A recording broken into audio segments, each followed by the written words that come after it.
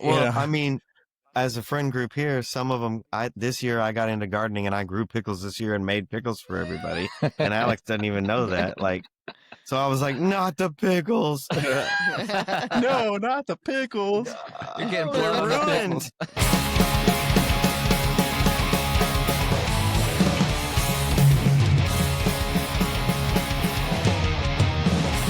All right.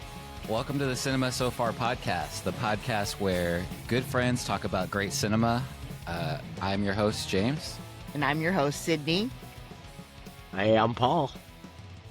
I'm Alex, aka Lexington Vandersnob, the first, second, third, fourth, fifth, and sixth. That's my old money name. It's just gonna get more every time you look. Yeah. And I'm Travis. I'm here to help run the show. And that's it. That's what's up. Yeah. You're just here to help. Yeah. Thanks for joining, everyone. And today we're going to be talking about Fallout Season 1, Episode 1. The title of the episode is called The Beginning? The end. The End. Yeah. The episode 2 is the beginning. Yeah. The end is first. It's confusing. And yeah. And so, I don't know if anyone got through like reading the titles and stuff, but they were interesting. Titles were interesting. So, today we're going to cover this show. And normally we were doing movies, but this has been a great show. All of the episodes have already come out, and I've, to just full disclosure, I've seen all of the episodes. I saw them when they came out, but luckily I don't remember most of it. So it does feel like I'm watching it for the first time. And whenever the show originally came out, it was very well received. I don't know if a lot of people actually, I don't know if you guys actually like heard of it before, or if it was just something that wasn't on your radar at all. It's an Amazon Prime show. So, I mean, maybe you guys would have seen it just from going on Prime. I never heard of it. I knew Me either. video. I knew there was a video game, but that's all I know. I don't know anything about it. Okay. And then what about you guys? Have you heard about it before? What was your experience with it? So I've played a few of the games, or rather 2 of the games, New Vegas and Fallout 4. So I'm familiar with the lore pretty well. So I was very interested to kind of see how that translated to the screen. And I too saw the whole season. I initially was telling you I only saw like the first 4 episodes, but then I was like, yeah, I'm gonna rewatch those 4 episodes, and then I just couldn't stop. So I will say on the onset that no spoilers, but I think it has done a really good job of capturing the kind of the vibe of the game. Okay, good. Yeah, because I've never actually played the game, so I heard that the vibe was captured. I really heard that the world building and the characters and everything was spot on, but thank you for the confirmation there. What about you, Travis? Did you hear about the game before you started watching the show? Was it kind of new? Oh, yeah, no, I had heard about the Fallout 86, I think it is, or whatever that number is. I don't even know. See, but 69. Fallout 69. Yeah, Fallout 76. So I heard about that one from an ex at the time that started playing it and was like obsessed with it coming out, and I was like, I have no idea what it is. So, but it had what I saw, the fun little logo of the character, the little characters that they use. But I didn't really look into it, and then till just now recently because of the show. So I think that says a lot. You said that this was an ex of yours, and they like Fallout 76. 76 is the worst one, the worst game that ever came out. So that's why I guess I that's jumped the in. last thing that came out, right? Or I think so. one of the last ones. I think it's the last one. I mean, I know there was It's just because it was coming out, but I didn't know it Yeah. was terrible yet. Yeah. Well, there's a cult following after. I think they might have patched up some of the crappiness of it, but the studio that makes it, Bethesda, they're really known for like making really great games with a lot of glitches, and subsequently that one was the glitchiest of them all. So Okay, well, I mean, I never played the game, like I said, but I do remember the game. You know, like I remember the visuals. I remember seeing things about it. I probably have watched people play it. Um, you know, I remembered like that junk cannon, you know, just shooting parts and having to collect parts.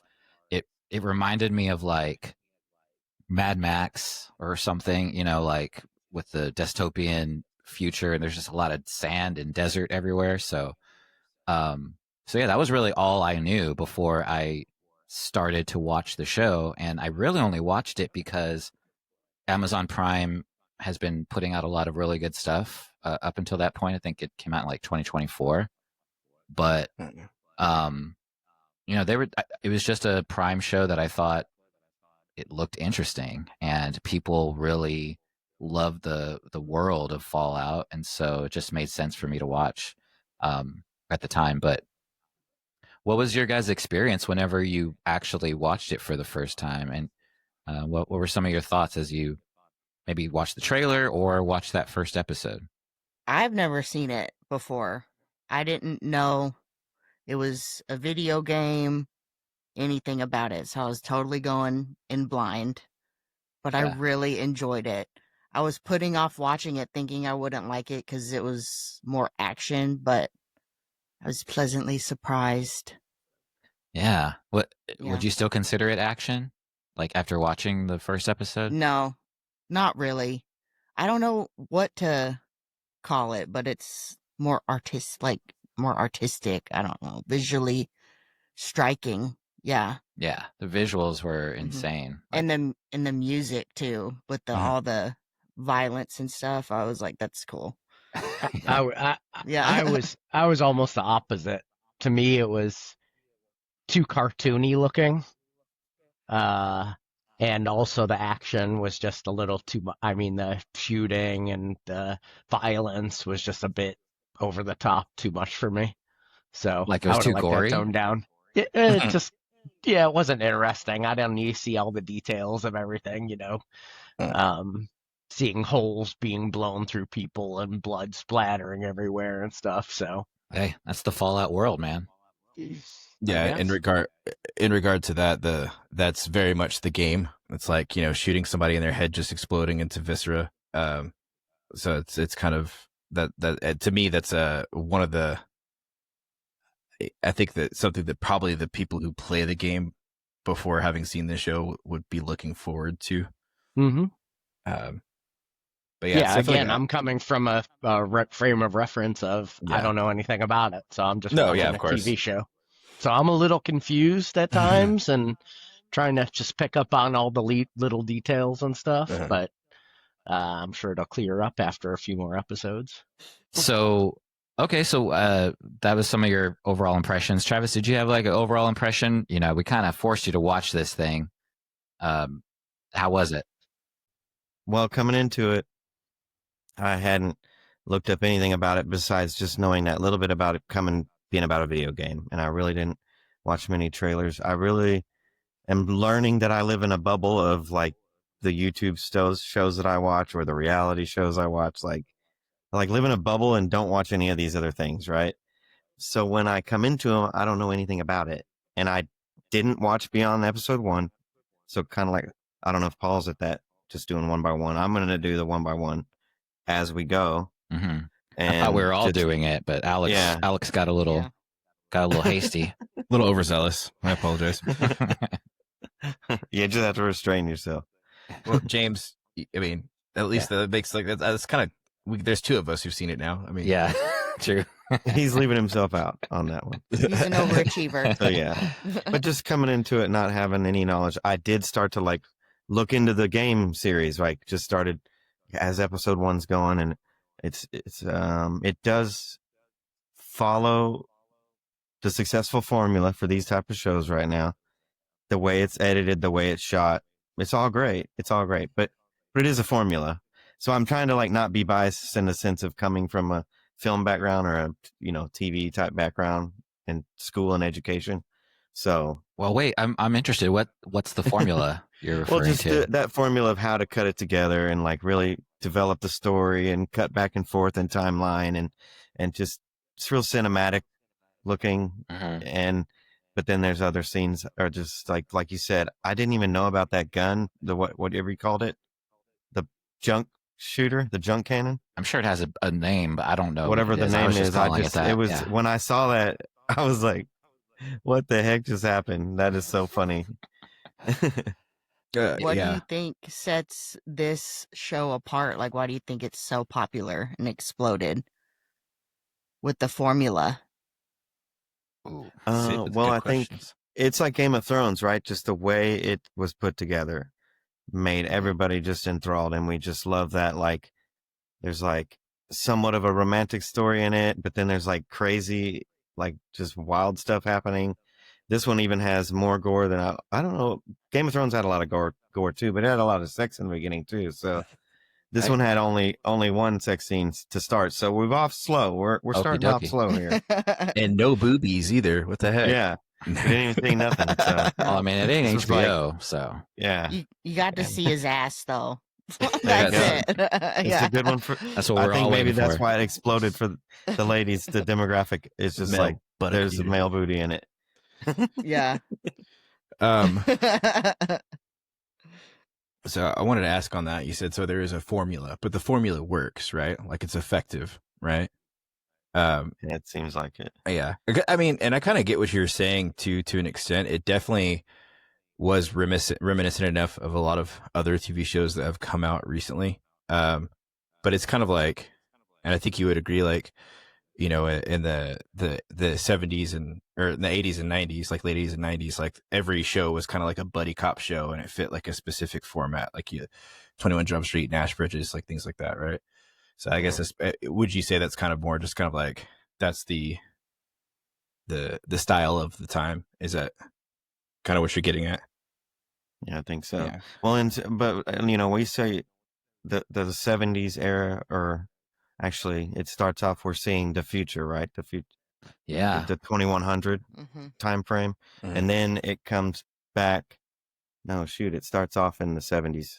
Sorry. Well, the 2070s. I'll leave that to the expert. We're not getting there.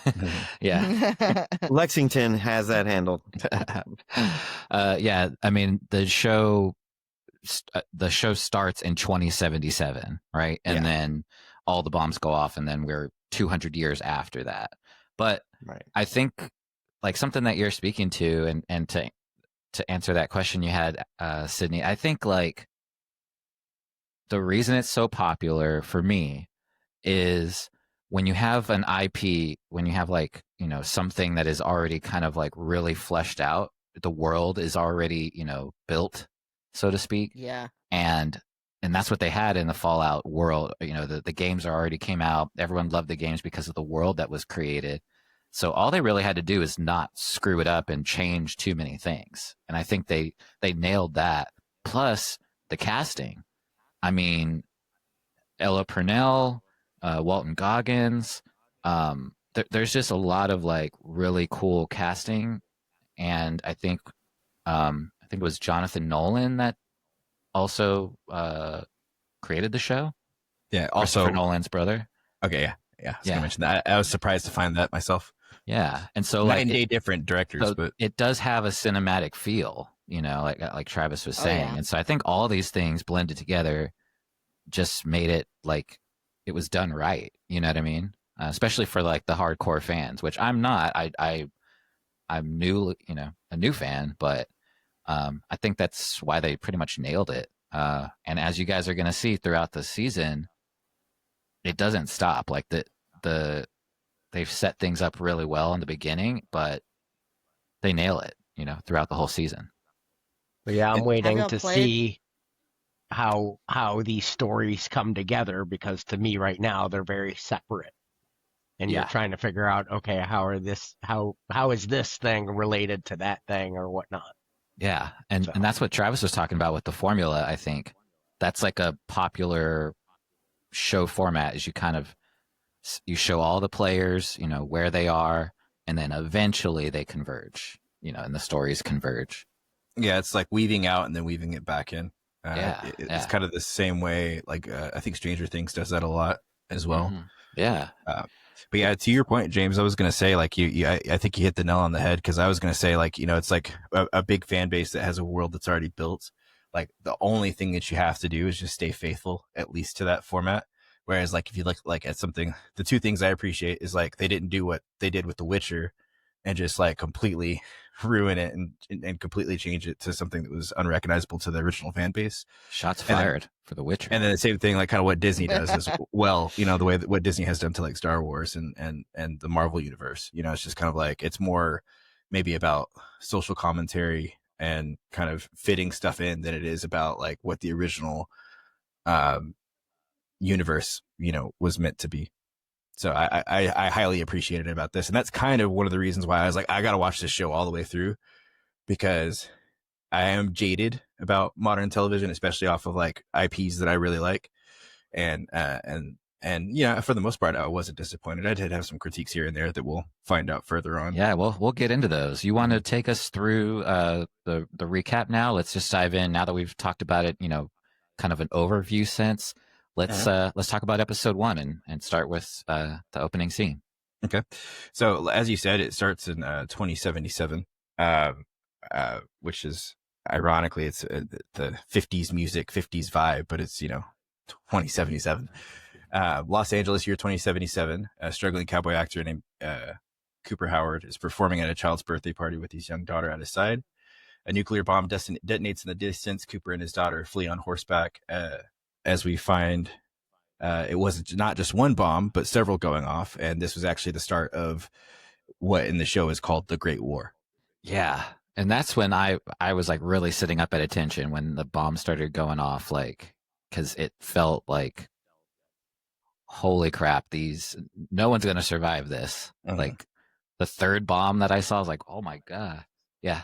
And then also the commentary with a thumb, like, the fact like, hey, do the thumbs up thing. And you're like, what the hell? What's up with that? Right. And then you find out later when he's explaining to his daughter. I thought that was a very good kind of a, plot line, I guess. I don't know if that was a correct term. Well, what was up with the signs that said, don't lose your head with a thumb up? Well, that'll come in later, I think. Mm-hmm. But so he's talking about the scene where they're showing the original scene and he's got the horse and they're at the kid's birthday party and the daughter asks about the thumb. Mm-hmm. And then as they expand on that. So James. Well, yeah, because all those questions will be answered, Paul. That's why it's a good show, is like they don't just leave that stuff hanging for forever. But yeah, this birthday party, there's a lot of stuff that you kind of figure out. The guy, the cowboy is famous, or he used to be.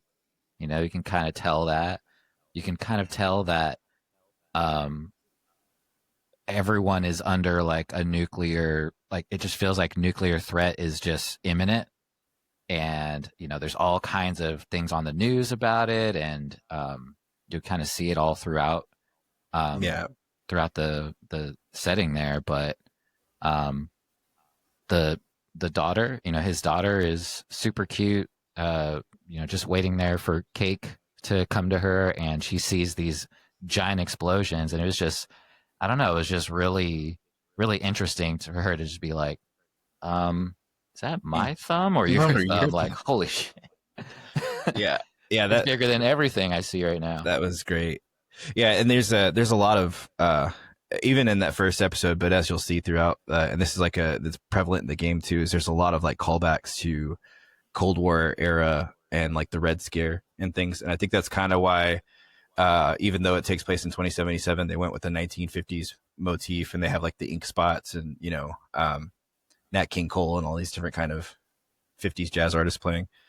I think there was something else I was going to add. The last thing I was going to say is I really do admire though how like the chemistry between him and his daughter, right? It makes it that much more like, especially from a fatherly perspective. You're just like, oh man, like I have a little girl, like I could see us like doing that, and then just like that kind of heart wrenching, scene where she's like putting her thumb up and asking him like, yeah, is it my thumb or your thumb?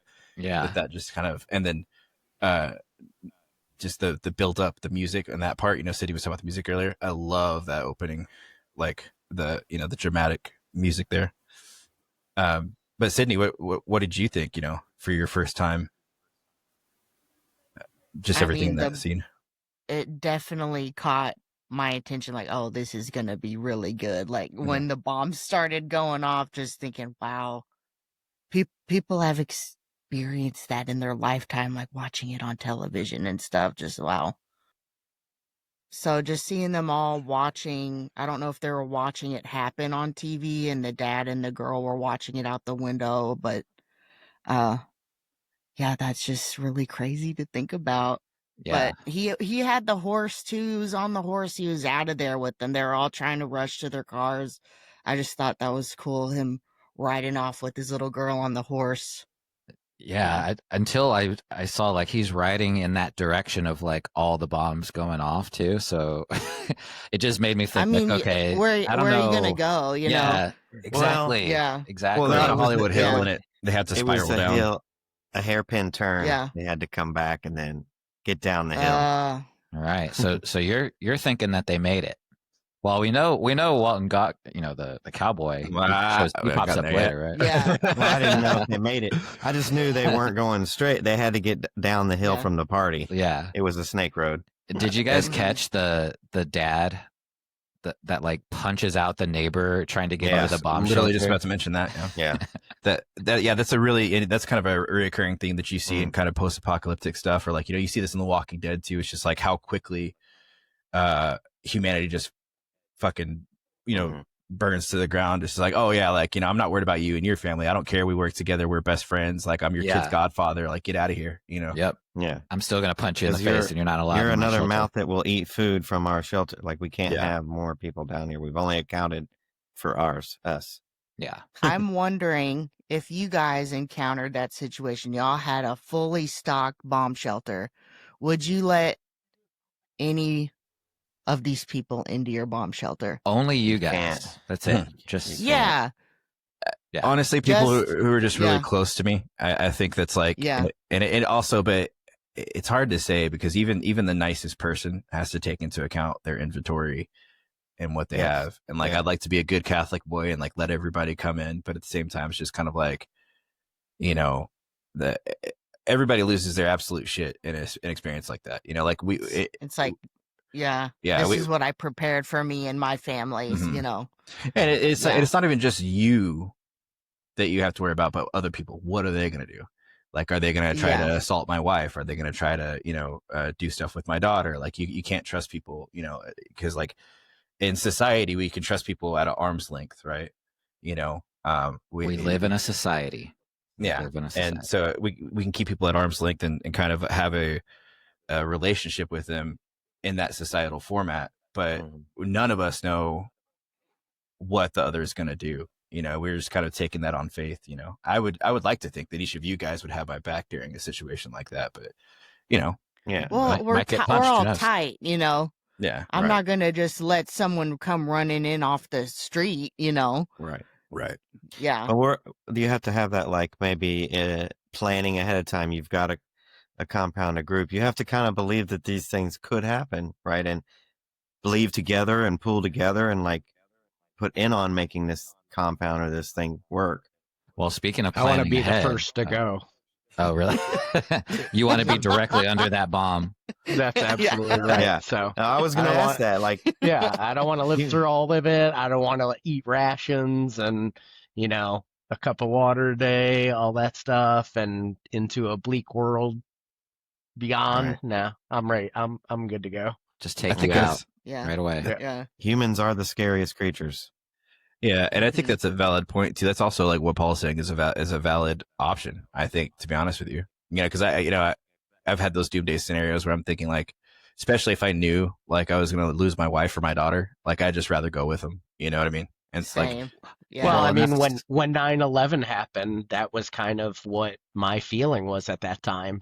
And so what did I do was I was working at an airport, didn't realize all the airplanes stopped moving, but that's what I wanted to do was go home and be with my family. Not, I wasn't worried about shelters or whatever, but I was like, if something's going down, I want to be with them. So yeah, that's also an element that they touch on in the show later on too. You'll kind of see, little hints of what different choices families may have made during that time.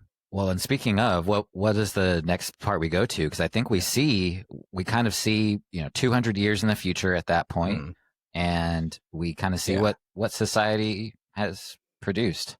Yeah, it's like 200, give or take, like 218, 219, but yeah, 19, it's 200. Yeah, it's 2296, right? So in the future, so this is like long after the Great War. A big portion of humanity survive in these isolated vaults, and we are greeted to Lucy McLean of Vault 33, who's teaching etiquette, demonstrating her skills in various jobs, mission building, and kindness and cooperation. You see this kind of like very sweet, like cookie cutter, like American dream in an underground vault, which I think is very interesting. But yeah, so basically she's preparing for an arranged marriage between the two vaults. There are two of the three vaults that are connected. You have 31, 32, and 33, and she's getting ready to have an arranged marriage with someone from Vault 32. Yeah, and as she's like, she needs that council approval to get married. It's funny, like as she's going over her abilities and she comments on like whether she's good at something or not, it does feel like a video game, where you're looking at the character's stats or whatever, and, seeing like intelligence or physicality or agility. Yeah, you know what I mean? Like that's how it felt. Charisma, yeah. Well, I never noticed that until you pointed that out, but that's literally how the game starts. So you get your character, and then you actually have stat points that you build up. So that's probably kind of like a little Easter egg or a little reference that they kind of made to the video game. And it really does make sense, I think, because all those things that she's talking about are going to serve her well as she then leaves the vault later on and goes on this adventure, right? Like she's not just any person, that doesn't know much. She's very well equipped, for this task to go find her dad. So I just thought that was interesting, is like even as she's saying like I'm not a very good shot, she's like still hitting very close to the the middle of the target. Like they'd all be kill shots, Yeah. But, so she's probably good. Better than most people in the wasteland, to be honest. But yeah, there you go. Yeah, does anybody else have any comments on that? Like the kind of, like I said, I mentioned like the overall vibe. I think that was kind of cool. Like, you see like these little kind of like even like front lawns, like turf front lawns with lawn chairs and everything. And there's this kind of like just 1950s American dream kind of cookie cutter vibe. This, just kind of like utopian almost kind of. It's weird. It's weird when I'm watching it and I'm like, I understand what's going on, but still the aesthetic of it is just very plastic. It's very, it's plastic. It's exactly the word I was thinking. Yeah, almost consumerist, like pink flamingos in the front yard type stuff. Yeah, everyone has this like 50s style optimism and, her, Lucy and her friend, the tall blonde lady, they have this like Rosie the Riveter kind of vibe to them as well. Like and it's very cool. Again, just very cool world building. Like you kind of just pick up on all of this by the way they talk and what they say. But and then that whole vibe gets interrupted. Did you have that? Well, did you have the next? I was going to say that, it sets up the dichotomy of this. So like, it looks all really happy and positive and loving and perfect in this perfect America type like situation, right? Before they introduce the next scene. Yeah. It's kind of like having like a ecosystem and putting something in that ecosystem that doesn't belong. There are some raiders in it. Yeah, there's some raiders. Well, but you don't know that yet before she gets married. Yeah, right. It's a little bit. Yeah, so we're kind of getting ahead of ourselves. Yeah. But so but the next thing is her father comes, gives her encouragement, and the visitors from 32 arrive, and then they kind of look different, kind of foreshadowing. They're a little maybe disheveled. The etiquette's a little more not very nice and scars. Yeah, scars. They're used to. But they have the uniforms on. They do. So they're wearing Vault 32 uniforms. The ceremony goes on cheerful. Everybody seems, aside from the obvious, like these guys are kind of strange, like the went off without a hitch. But the next thing I think, if I'm not mistaken, is we see her go with her new husband to consummate the marriage. Yeah. And is he even qualified to be a husband? The guy doesn't even know his own sperm count. Yeah, that's true. Oh yeah, and then the sperm count, and then the radiation. I think, if I'm not mistaken, that he was coming off very rad. Yeah, but no, actually, that's later on too. Yeah. I'm getting mixed up. Yeah, afterwards. Yeah, but the blonde lady. We need to get her name. But she was the one that asked about the sperm count, right? She's like, you should get this from your doctor before you. You can just but setting all this up to be real, like, lighthearted. There's some comedy, but then you think about, she's very specific about asking these questions about sperm count, and like, because you're in this like dystopian world because it's post-apocalyptic. It's been 100 years or whatever. I mean, it's been a long time, and they really are just getting you comfortable with the characters. Yeah, it's like a utopia inside of a dystopia. So, but it also contrasts kind of what she was saying at the beginning, because she talks about, like, I'm very fertile. I don't have any issues with my uterus. She's on it. Like, she's very like all about this mission to, to get out of the vault, repopulate the earth. She's just all about it. And that okie dokie just says it all every time. Like when she's okie dokie, whenever they go in there and, he immediately just gets naked and he's ready to go. Can't even imagine the last time. I can't imagine the last time this dude got any, right? But maybe in the last vault, I don't know. But it was with a cousin. It would have been with a cousin. No, that's what she was doing, right? Right, but that was part of the humor. Doing in other. Yeah, they do mention that too. She said it that way, like, that's.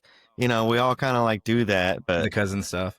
Yeah. I meant the raider though. I meant the guy, but but I'm saying that she would have thought he had been with a cousin, not with, right. But I think when she mentioned the cousin stuff, I think it was because she says, "I want to do the real thing." I think that maybe the cousin stuff was supposed to be like, maybe non-intrusive, over the pants type stuff, maybe, kind of like some rum type thing going on. Could have been. But Paul, is this where you would say that the cartoony look was for you? I didn't really enjoy the cartoony look to this section here, right, in the film, the show. But I mean, it was just kind of. And maybe it works. I think I have to get more into the story to see how it works, but it's very vivid and not what you would anticipate in that kind of world, Yeah. Because it kind of tries to take you out of that. You're in the post-apocalyptic. It's like you're in this bubble. And I just need to see more to see how all, because at some point it may become corny. So I don't know, Well, and like I think like the point is that she and everyone else in there is sheltered, right? Like literally sheltered, and don't really understand what is going on in the outside world. So when these raiders do come in, and yes, I am skipping ahead a little bit to move it along, Alex.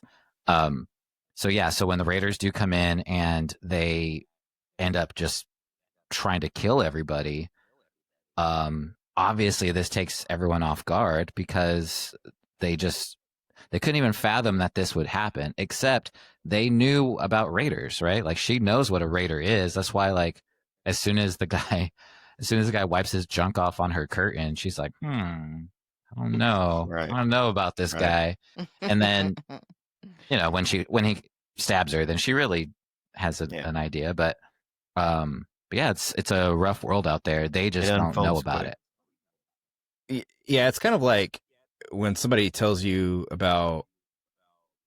I mean, trying to think of like, if you get told about another culture, that you've never really had an encounter with, but you get told they're like this one specific thing. So you kind of have an idea in your mind about what that is. And then, until you might later on kind of gain some experience with that and maybe have a different opinion. But yeah, that, he wipes his junk off on the curtain. She puts on the pit boy, finds out he has all this radiation on him. And then she's like, yeah, you're a raider, right?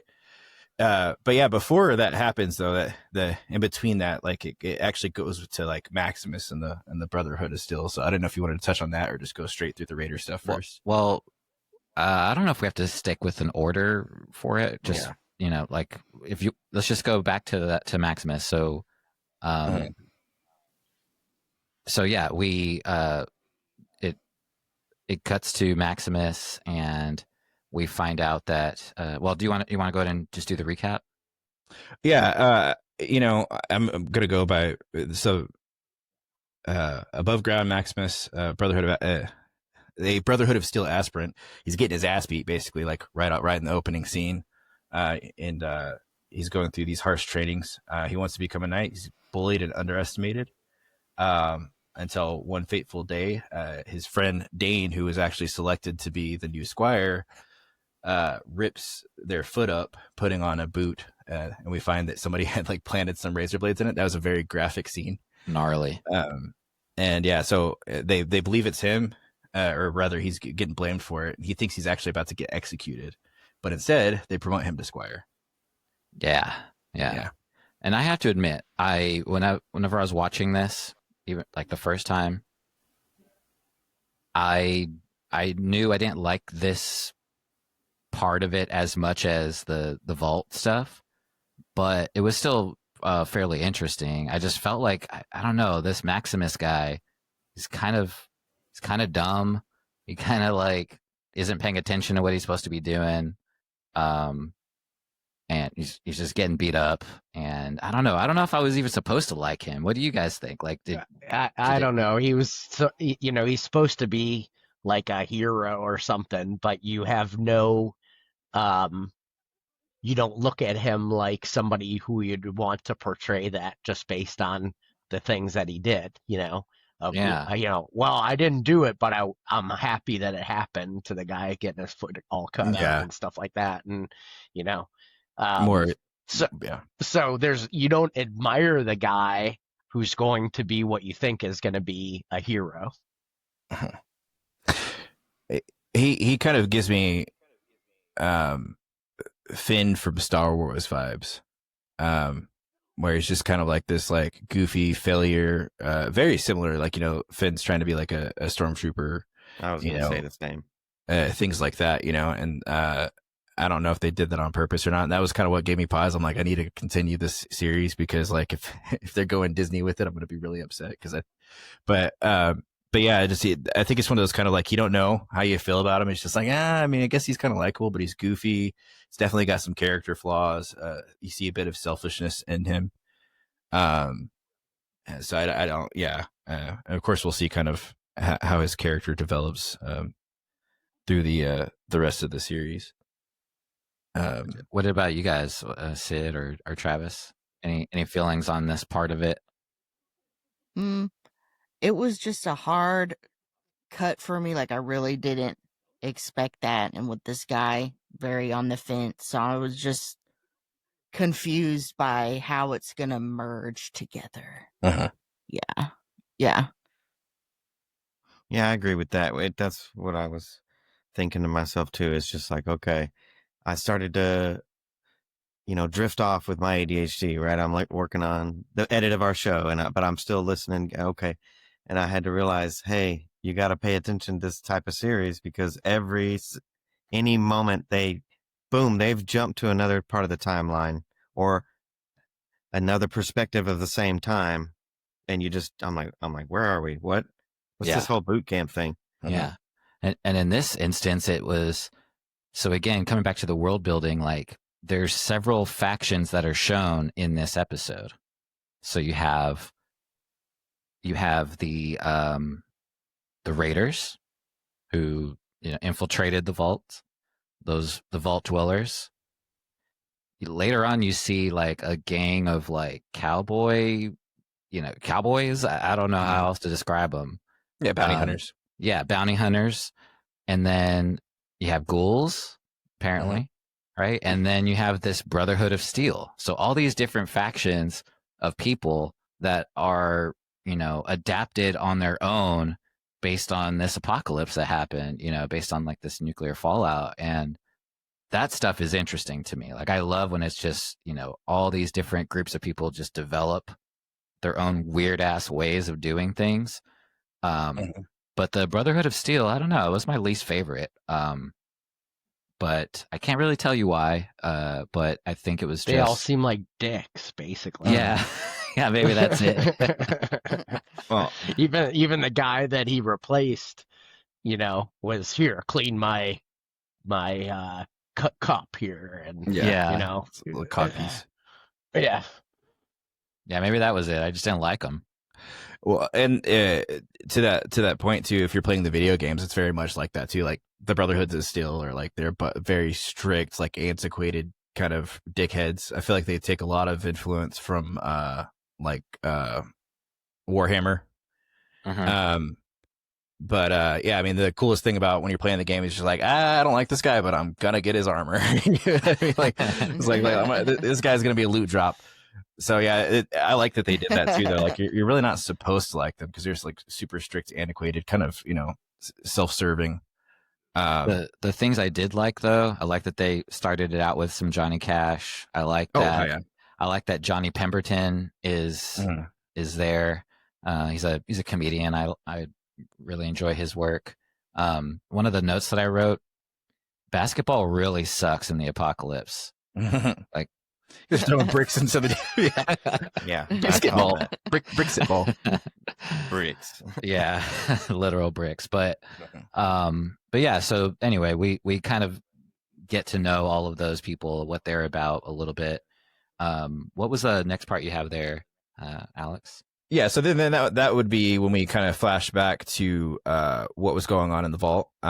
So yeah, that what we mentioned earlier. He gets up, wipes his junk on the curtain, going all the way back.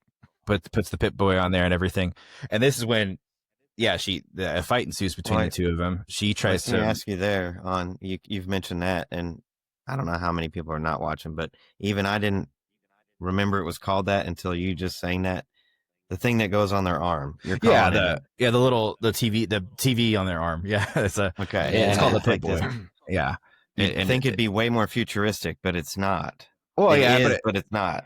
Well, it's because everything's kind of like a 1950s vibe, so it's supposed to look like what would be sci-fi in the 50s, right? It's kind of like that's what that is. So it's like Alex, in the show, sorry to interrupt you. In the game, you are using that thing, right? Like that's your navigation system. So that's how you keep track of your missions, your inventory, your stats. It has certain scanners and tools that you can use to progress through the game. Like one of the big things, which you see her use, is the radiation. I forgot what you call that, but the Paul, you might know. Geiger counter. Thank you. Yeah. It's a Geiger counter. But yeah, so that was a part where she, uses the Geiger counter, sees that he's full of he's polluted by the radiation.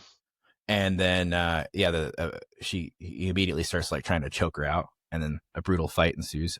And then I don't want to go, we don't have to tell every little bit, but yeah, she gets stabbed, and then he gets his face fucked up with a blender, like really bad. It was ugly. Which I thought he was dead, but he obviously was not. He was destined to go pickle diving. Yeah, he returns. Oh man, that made me feel bad. Did you do all that vinegar and salt in his wound? I mean, as a friend group here, some of them.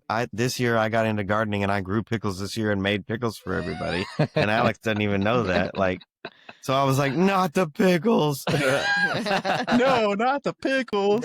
You're getting ruined. The pickles are the best thing to. Yeah. But yeah, so after that ensues, she goes and grabs a weapon, and she's gets to the courtyard where the wedding was, and there's just a fucking slaughter. Like Vault 32 is just ripping people apart. And one thing that I thought was very interesting is there was a couple of people from Vault 33 that seemed to be very well versed in combat. The pregnant blonde lady included. I'm just like, how is this bitch so hardcore? Like, she gets stabbed in the eye and just keeps. Oh my god. Oh, You know? yeah. Well, it seemed There like was some wild people. What was that, Travis? No, there was some wild moments in that. Yeah, that One was at the end crazy. where she's standing there covering her Yeah. eye, and she's got to go out with the raiders or whatever. Mm-hmm. The one, like you said, where he puts the gun, jams it in the guy's mouth, blows his brains out, shoots everybody through the back of his. Like, what? Who decided that? Like, who wrote that? It The was video a game. video game, right? Like, Yeah. that's Oh the my thing. God. The video game's extremely graphic in that Oh my gosh. regard. Yeah, but it seemed like there was definitely most people were not fighters in that vault. You know, most people just got slaughtered, like you said. But there were a few that were able to fight back, and Lucy was definitely one of them. I mean, she seemed like such a badass with those, those darts, strapped on, and she just, she just went into commando mode, like real quick, exactly. Yeah, so we're basically into the end of that sequence, but it's Overseer Hank is another one. Overseer Hank, we got to get her name, but the blonde lady, we'll have it by next episode. And then Hank's daughter, which we find out is Lucy. Her brother, not so much. He ends up hiding in a little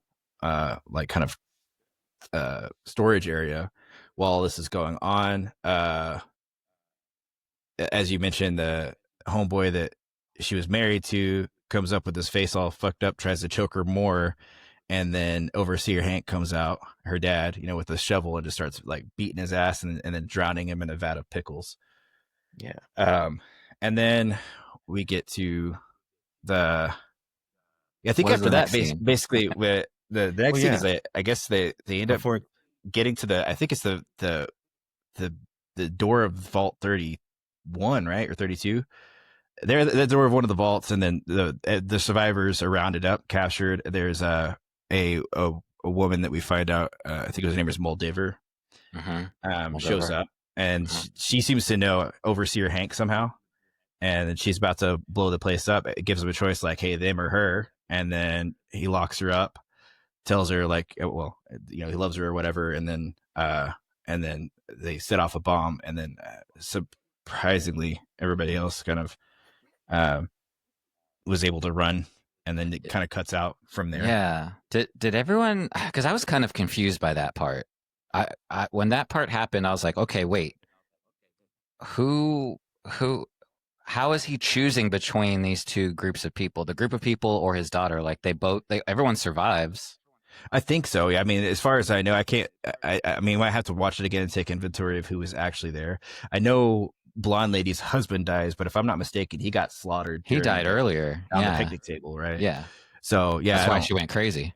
So maybe it was just kind of like, these people may die, but if you save her, she's definitely not going to die. I don't know, but yeah, I don't know what the plan was there. I don't know if anyone else got that. And then, but Moldaver takes Overseer Hank, Lucy's dad, right? And they disappear off into the vault, or outside of the vault. Yeah. And we then don't know where they went. Yeah, not yet. And then we go forward, and then this is when, you talk about your bounty hunter guys, and then this is where the first time we kind of see a junk cannon, right? Yeah, with a little baby doll leg. Freaking doll arm, dies. And then so there's these, what we find to be, I think it's like 3 different bounty hunters. They end up in this cemetery where they're digging somebody up, and they mention that it's a ghoul. And then this ghoul is exposed. There's 2 medicine bags attached to him at the surface. Yeah, medicine bags attached to him, and then they pull his coffin out, and he comes out of it like a creeper, and we find out that it's Walton Goggins' character, Cooper Howard, who we saw at the beginning. 200 years later, he's all ghouled out, like his nose is rotted away. And he's looking actually pretty cool. And he just does some badass, swift shooting and blows everybody up, blowing heads off and shit. Yeah. Before that, he says one of the sickest burns of the show. He says, "Is this an Amish production of The Count of Monte Cristo or the weirdest circle jerk I've ever been to.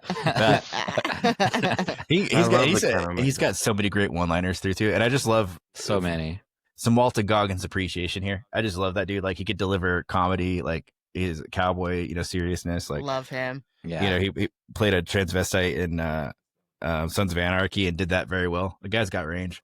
I didn't even know about that one, but I'm always just thinking of Uncle Baby Billy from Righteous Gemstones. Righteous Gemstones.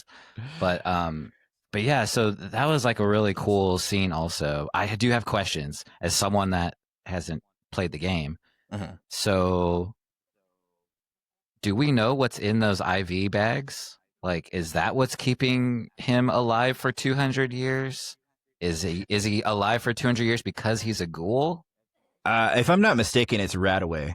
So Radaway is an anti-radiation medicine, so it stops the effects of radiation on your body. Gotcha. And as we find out, ghouls are people who have been in the wasteland for so long that they've succumbed to radiation and are turning into more or less like zombie-like creatures.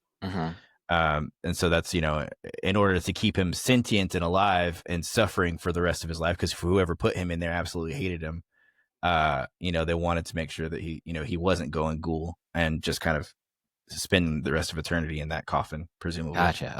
Okay. Yeah, I didn't understand that part. And then whenever they said that, what was it, Don Julio or something, cuts off pieces of him, is that why his nose is missing, or is that just like a ghoul thing? I don't know if anyone else is asking these questions as through. No, yeah, that makes sense. I have to double check on that. I feel like it's probably just a ghoul thing, because that seems to be like somewhat of a common occurrence with ghouls, but it very well could have been pieces cut off. Does he have ears? Yeah, he has. You lose your cartilage? No, actually, no. Does he have ears? Like, I don't know. I think he does. Yeah. Yeah, I think so. He does. I think it's just the nose missing. Plus, he has like a weird, weird skin, going on. It's obviously radiated, but yeah, there's a lot of questions, right? Like, there's this first episode, I think, set up a lot of questions for me. And even though I did watch the rest of the season, I don't know. I don't know the answers to all of these things. It was so long ago. It was like almost 2 years ago. So it's worth going back, because they do explain a lot of it. Some of it is also just like lore knowledge that, it doesn't explain everything, which I think is like something that maybe the fans appreciate, because like, I know what that is. And then nerds like me can tell you, you know what I mean? Yeah. I heard there was a lot of Easter eggs like that. Yeah. Like, you just kind of have to know, and you can see it in the background or, whatever. Yeah. Like, for instance, I'm not going to go that far because we're going to be introduced to that later. So I'll save that for later. But and we are going to do more episodes, right? So one only. Sure. Yeah. So we can only speak to this one. But yeah, and I like that it, because you're talking about this is the last thing I'll say on the bounty hunters, and if anybody else wants to say anything, or we can move on to the very final segment. But you're talking about, well, now I guess you already mentioned it, how they developing kind of different character groups. And you do see that, it's like turf wars between, ghouls,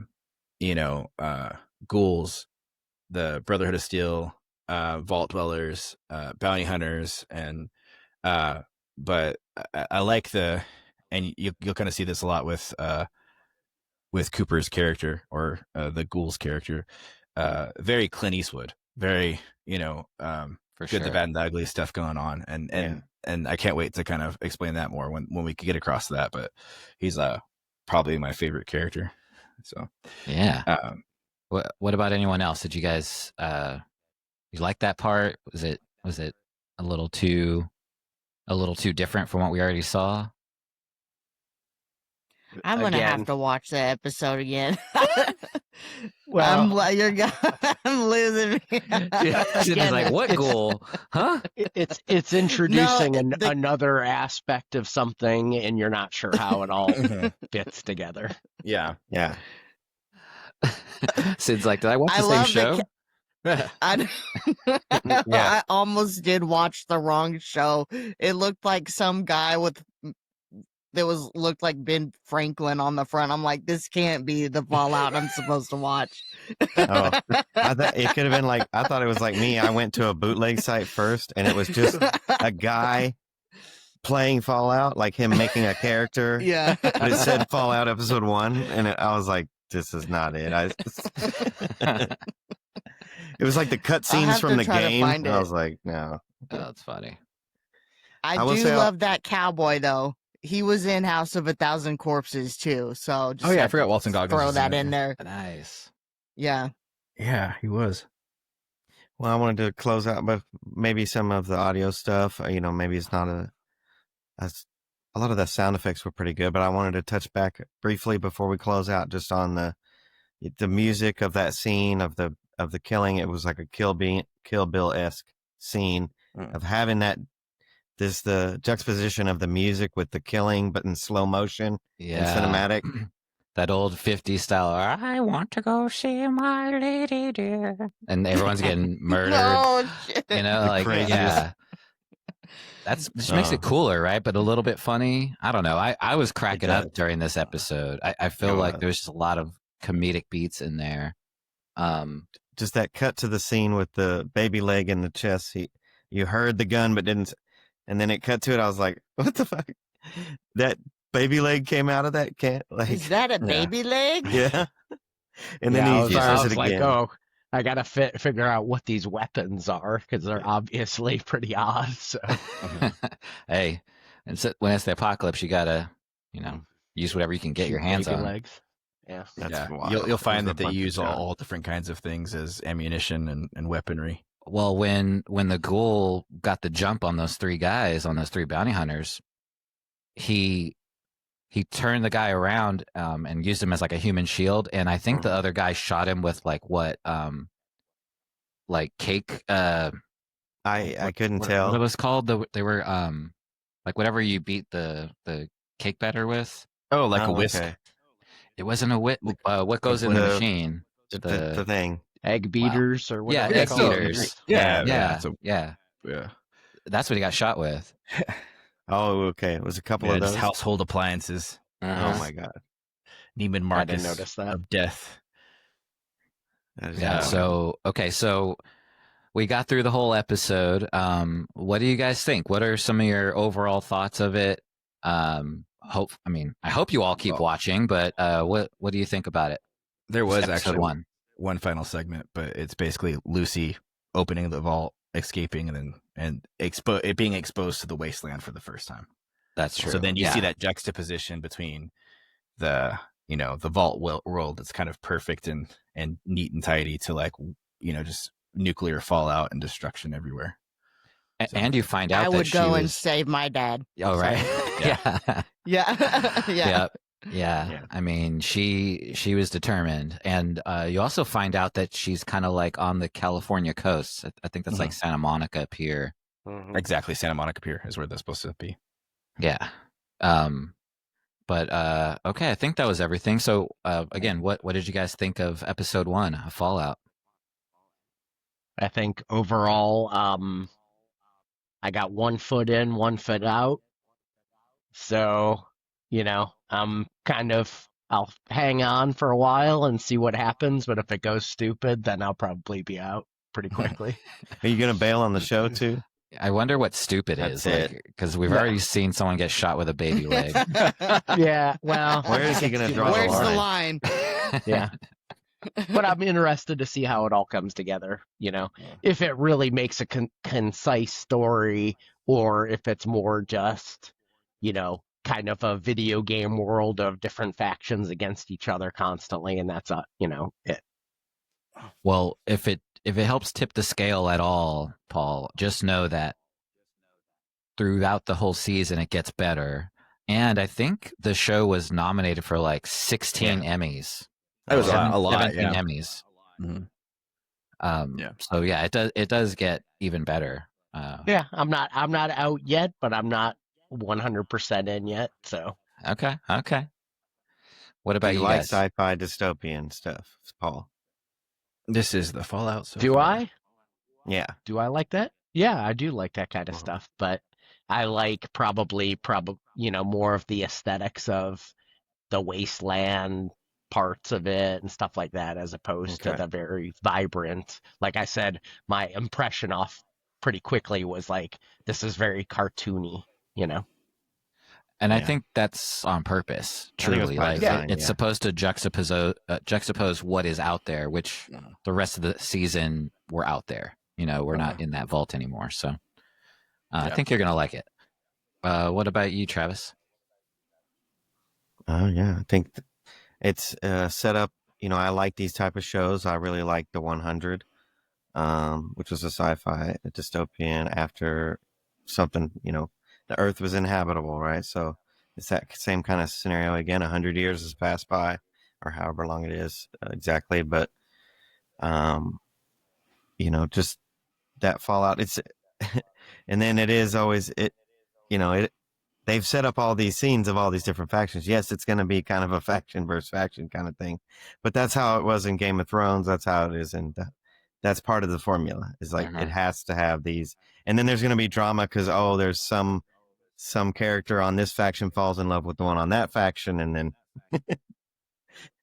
drama ensues. Romeo and Juliet kind of. And I have not seen the rest, so if that is in it, it's because it's in the formula, right? Yeah, and to that format that you speak of too, that's very much like kind of how The Walking Dead is as well. Yeah, it's just kind of like you got, stragglers, survivors, scavengers, and they all kind of have a different mode of thinking and kind of traversing I like that world. I like The Walking Dead at first. Yeah, but it got shitty after a couple of seasons, it was like, this is kind of the same thing over and over again. So yeah, I agree. You didn't even give the spinoff a chance on that one, huh? The second one? Nope. I was out. All right, so Sid, what did you think about Fallout Episode 1? I really liked it. Pleasantly surprised. I'm really excited to see how it unfolds. I've never really stuck with the series like this before. So I think this is like a good start out. And did you like the characters? More stuff like this too. I did. I really like the characters. Yeah, especially the main female character. Being such a badass. Mm-hmm. Yeah. It's crazy to see her not frozen. If you know, it's about she's the same girl from Yellow Jackets. Yellow Jackets, yeah, the one that gets eaten. Oh, okay. Spoilers for Yellow Jackets. Thanks for ruining it. Yeah. That's like it's very early on in the season. You'll be fine. Yeah. What is the time limit on spoiling? 30 days, 90 days. No, I mean I think it depends, but I mean no, I mean it's like Alex said, like that was in the early part of season 1, so I think it's a big plot point. I probably won't watch it anyway. So I don't think you will. But and I just said she got eaten. I didn't say how she got eaten. So there's that. You said she was frozen. Now you just said she was eaten. She's frozen and she was eaten. You do the math, everyone. Yeah, we'll see. All right. So, what did you think, Alex? I mean, you're obviously a fan of the game. Did episode 1 live up to the expectation for you? So when I first watched it, I'm thinking about like watching it for the first time and then watching it again. So the first time I watched it, I was not necessarily sure how I was going to feel about it. Like for all the reasons I mentioned earlier, like I didn't want them to do like a Witcher or kind of Disney-fy it. So I was a little skeptical. It did intrigue me enough. I did like, that they brought off the bat, ghouls, Brotherhood of Steel, like the Knights, the Vault Dwellers and the Scavengers. What do you call them? Raiders. The Raiders. Thank you. So like that intrigued me because I'm like, okay, I like the game, so this is what I'm, I'm familiar with this. Rewatching it, the opening sequence was just so much more, and maybe it's also because I'm a dad now, so it's just kind of like that. Whoa, like that hit kind of a little bit different. I felt the same way, Alex. Like whenever I was first watching it, I was thinking like, oh, this is gonna do for video games what, Batman Begins and Dark Knight did for comic book movies. Because I can't think of a video game where it was adapted this well.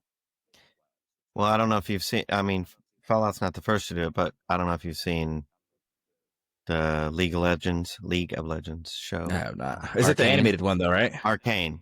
That one. Well, but I feel like that one is also very special. Like that's a insanely good. That's the game I played a lot. Really? Cyberpunk Edge Runners.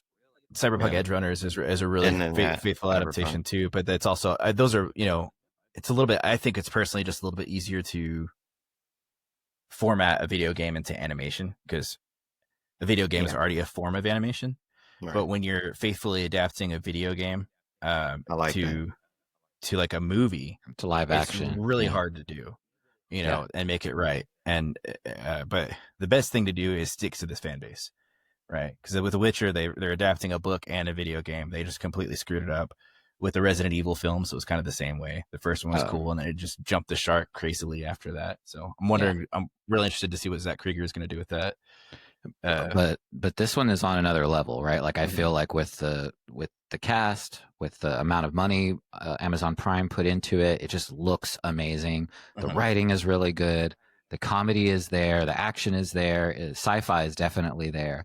So I just feel like they checked all the boxes, and yeah, I can't wait to keep going with it. I hope you guys come along and watch the rest of Fallout with us. We're supposed to cover season 1. You know, we're going to come out with an episode for every episode of the season for season 1, and hopefully by the time season 2 comes out, we're starting that part of it as well. So hopefully we can stick to that schedule and you know, be here to give our commentary on all of this cool content we're going to be watching.